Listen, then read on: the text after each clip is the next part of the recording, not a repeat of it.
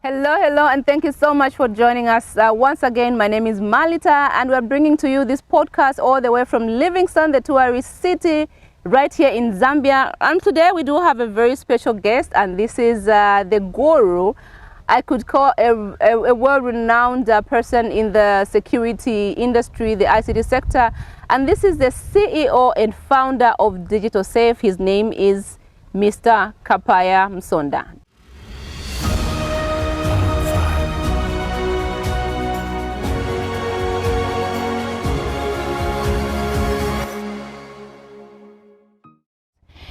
Now, today's topic is state of cybersecurity in Zambia. Why do we bring this topic today? Why is it important for us to look at cybersecurity in the country? This is because we are transforming the world digitally, and Zambia has not been spared of that. We're trying to find ways of transforming our services and operations.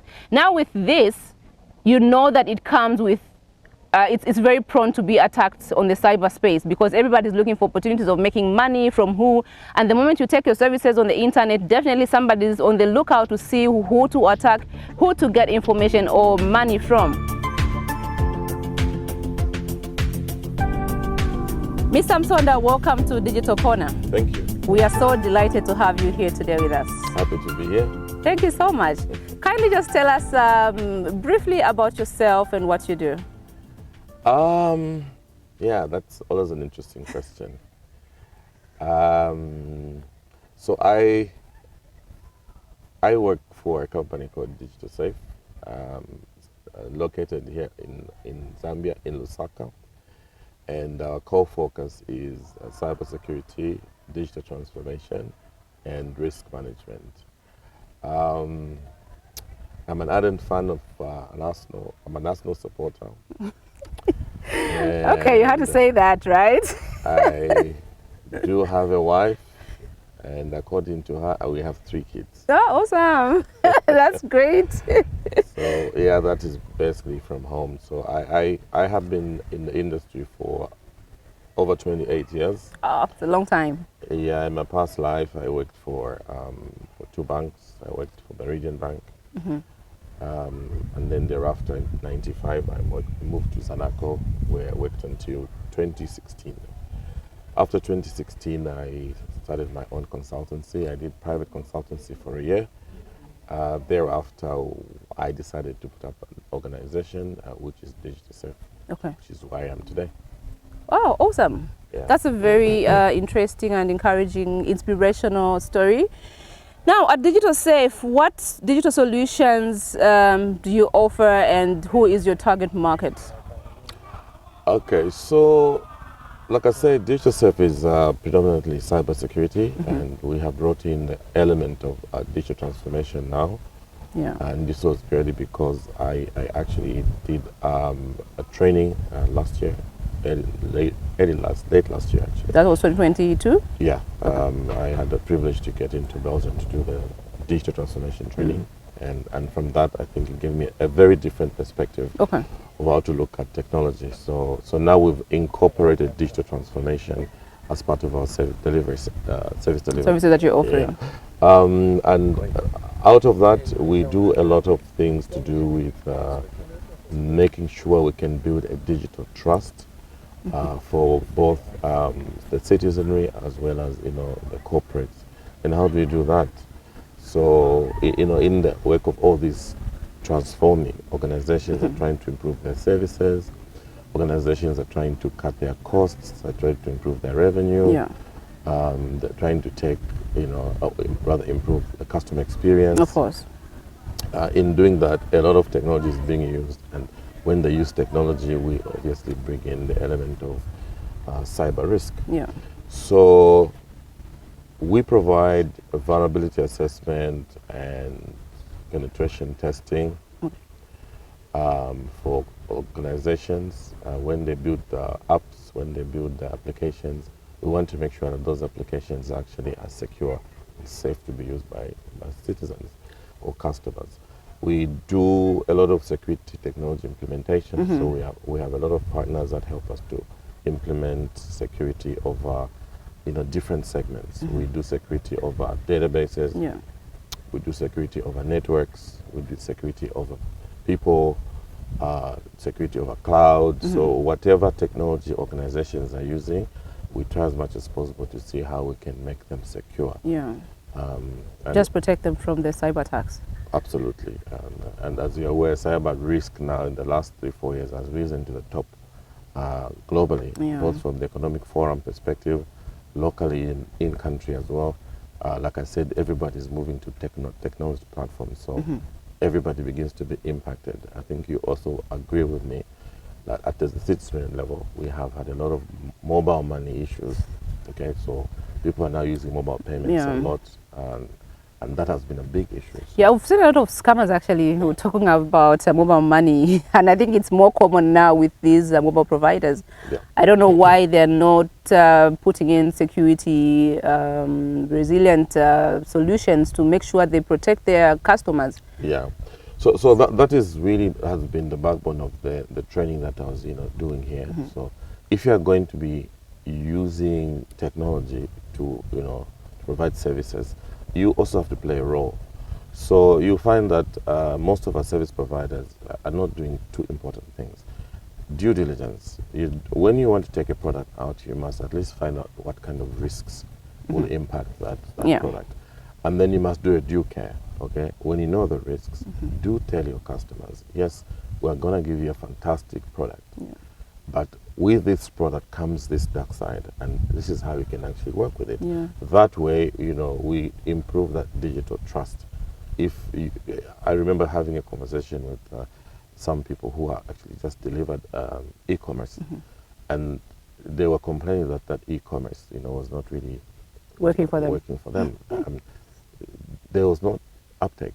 Maybe people were not comfortable to use it. So and mainly usually it's because of the trust issues. that's all. Yeah. I mean, the backbone is, if you want to play in the digital space, you must build a digital trust. And digital trust only comes when you have a cyber resilient environment to run your transformation. So, Mr. Kapaya, the country is tirelessly working through the government, of course, in trying to transform the country digitally in terms of the operations, the services, and everybody else, businesses, individuals as well, are trying to do that.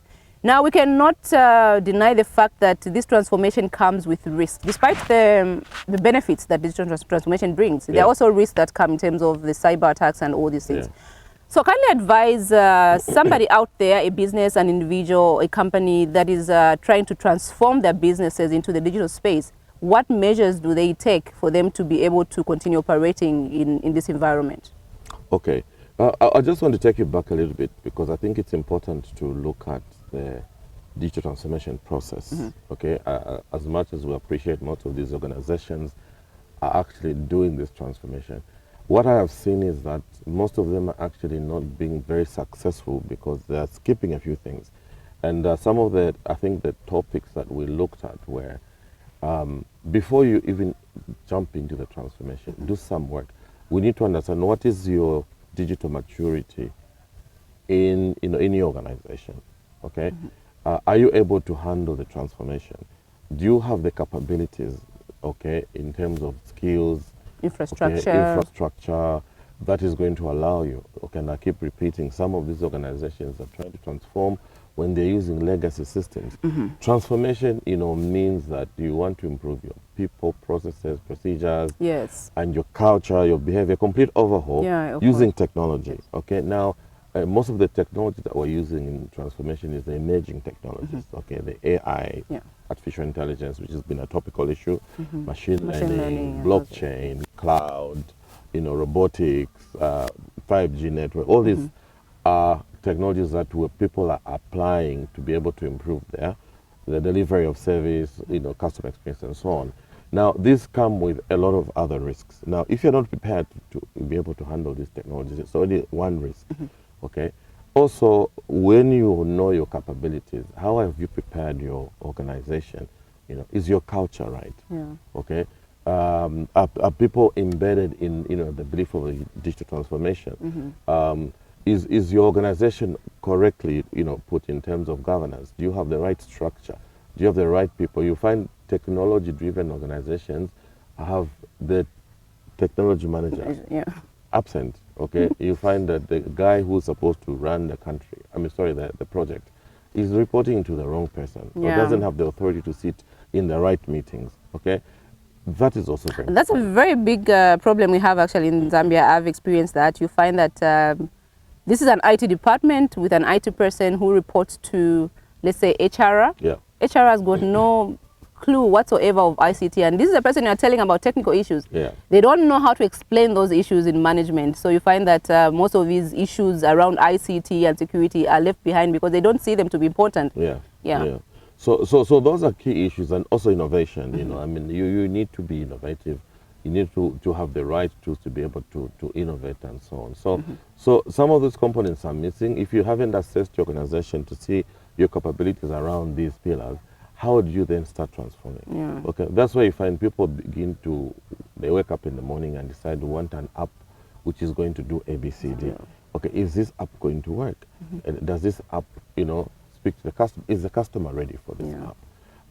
Are your employees able to deliver, you know, the kind of app that you want? Have you included the customer in all this?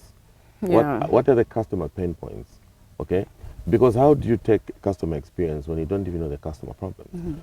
So people, organizations, countries need to sit down and review, look at their digital maturity, understand their digital capabilities, understand the digital generation. Zambia is a young country.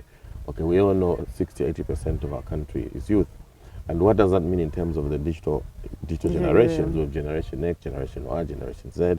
You know, we've got the Alpha generation, and I like to, you know, refer to the Alpha generation, basically people born after 2010. These guys Not the BBC. These guys were born, not the BBC, born before computers.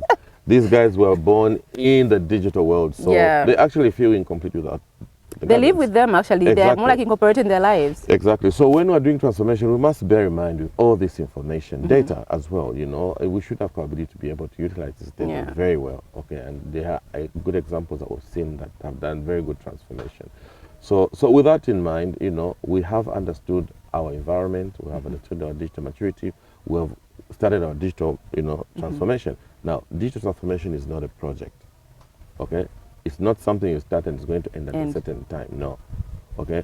It is like it's continuous, lifetime? It's like a marathon without an end, like a marathon without a finish line. Yeah, like because you're looking for something new every day, something, you know, superior than what you had yesterday. Transformation. Yeah, so it keeps transforming every day. Exactly. You want your organization to be able to deliver certain things. You start to engage in technology. Sometimes along the way that technology changes even. Okay, so people need to understand that they will have time. They need to find yardsticks, milestones that they can look at and start improving upon those. Risks. You engage new technologies, you engage new threats. Okay, so your cyber threats or your cyber attack surface is growing because you have this new technology, rather this technology now have other technology, the contacts or the connections. If you look at Internet of Things, we're talking about managing physical devices using technology.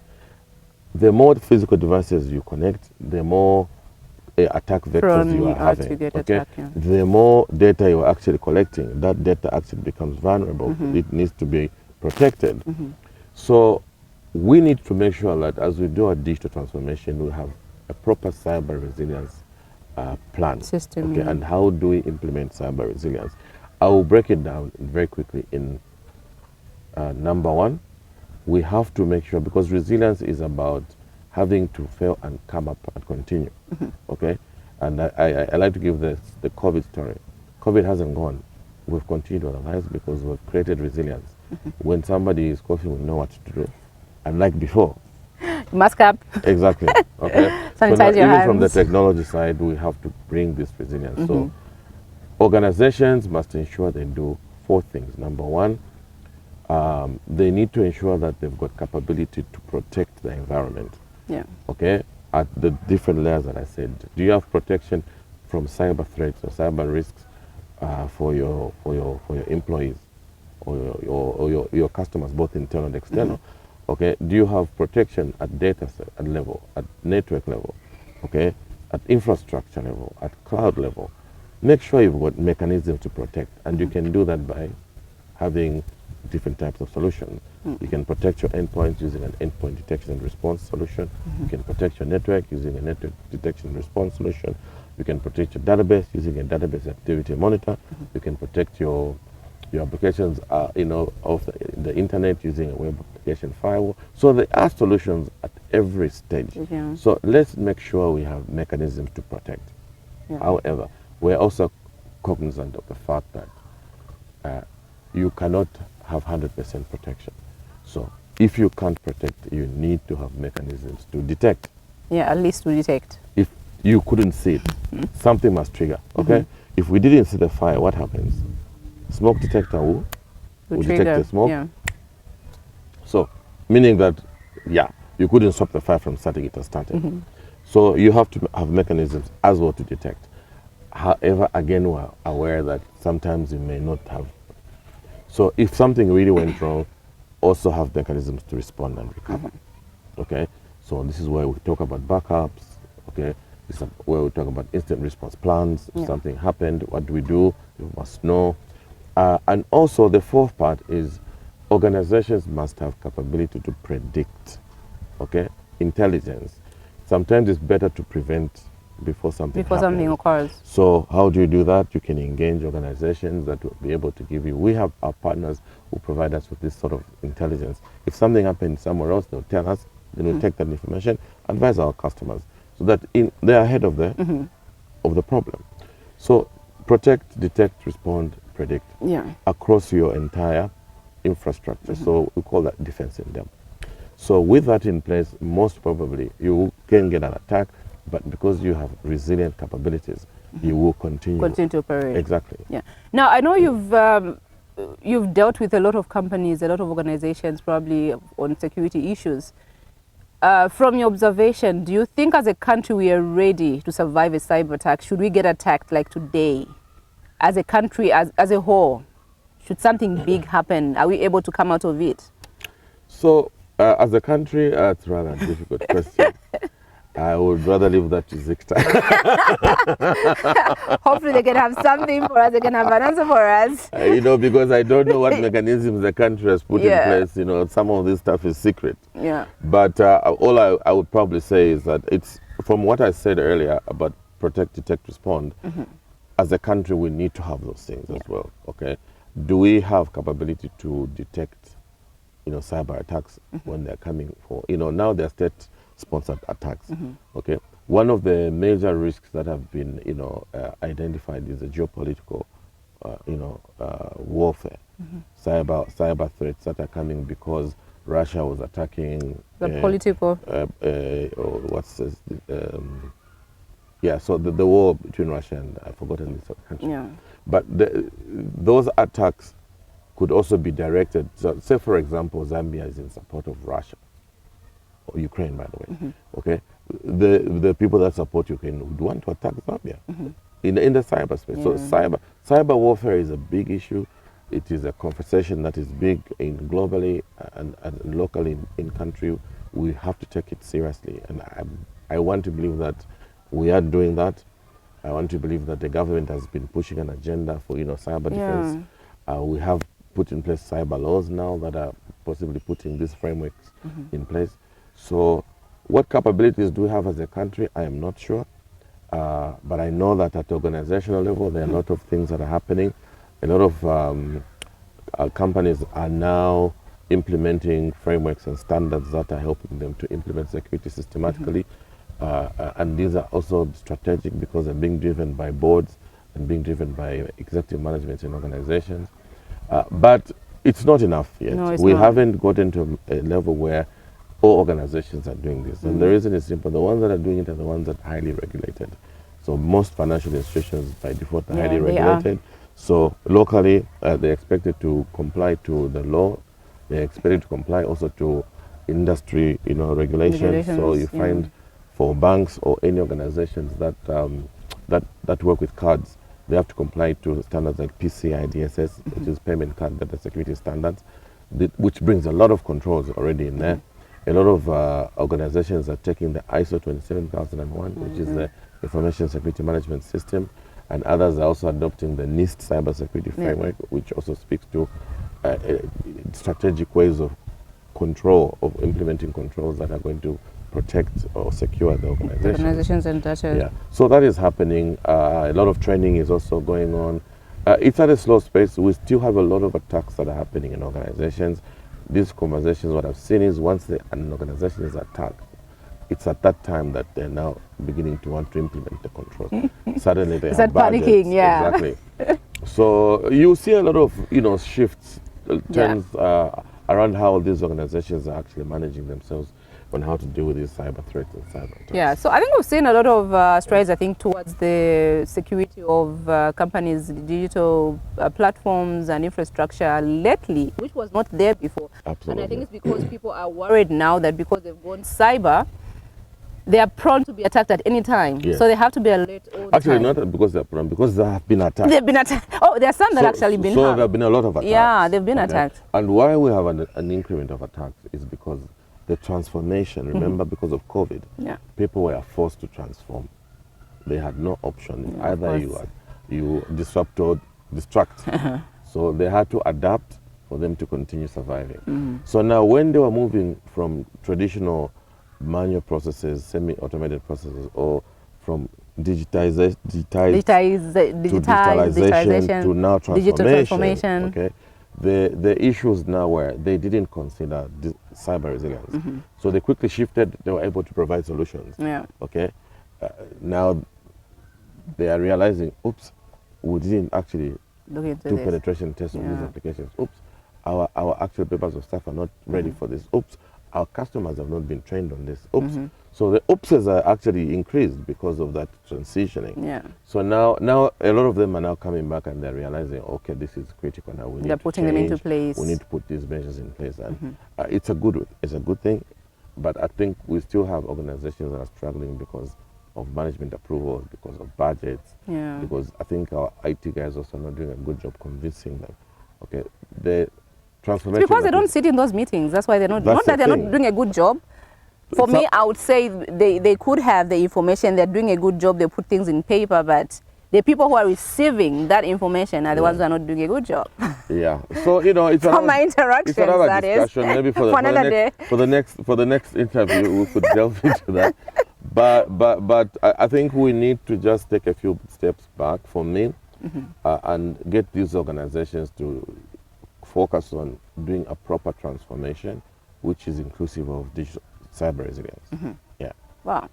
Well, thank you so much, Mr. Kapa. That was so insightful, and we have heard for ourselves. Do not put your digital information there if you're not ready to protect it from the cyber attacks. Absolutely. That is right out there, because somebody else is waiting to attack you. Yeah. Especially if you are dealing with services that would definitely benefit somebody overnight. Somebody is waiting. Yeah. So just ensure that you protect your services, protect your digital platforms, your infrastructure by being cyber resilient. What term was that? Cyber resilient. Cyber resilient. Yes. Okay. Protect, detect, respond, and be predictive. Be predictive. Okay. Yeah. There's no restore. That's adaptive. No, so when you have your response, it's in there. That's the restoration. Because then, if you're responding to an attack, you may have to go to your backups and come back. So you'll be restoring your data. Yeah. Okay, thank you so much, Mr. Kape, for that insightful discussion we've had. I don't know if you've got anything to say out there concerning cyber security and digital transformation to people out there in the public.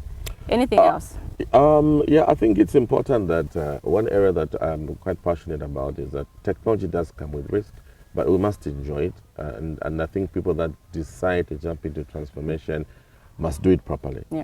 Okay, let's understand our environment, our capabilities, our maturity. Let's know where we should start from. Let's incorporate cyber resilience. That is the key issue. And if there's anything else that I think I can help with, it will be probably my number. Yes, please. They should come and see us. Say it out. What is your number? Limited. We're in Kablonga in Lusaka. And you can also get to our website on www.digitalsafe.zm.com. With that information, I think we should have a lot more conversations. Yes, please, we will. And what is your number? Should somebody want to call you directly without going through your website? Quick response? I think maybe the website will be enough. Yeah, or you can drop us an email at info@digitalsafe.com, or otherwise msonda mali.kapaya@digitalsafe.com. Yeah. Okay, thank you so much. We have heard for ourselves. If you want to get in touch with DigitalSafe for security issues around your company, your operations, and everything else, please do get in touch with DigitalSafe for digital solutions to protect your data, to protect your services. Now, this brings us to the end of our podcast today. Thank you so much, Mr. Kapaya, for having accepted to be on our show today. It was a pleasure. Thank you so much. I was harassed to come. No, you are not harassed to come, Mr. Kapaya. No, it was a pleasure. Thank you so much. Otherwise, we'll see you next time on our podcast. My name is Malita. Have a cyber smart month. Thank you.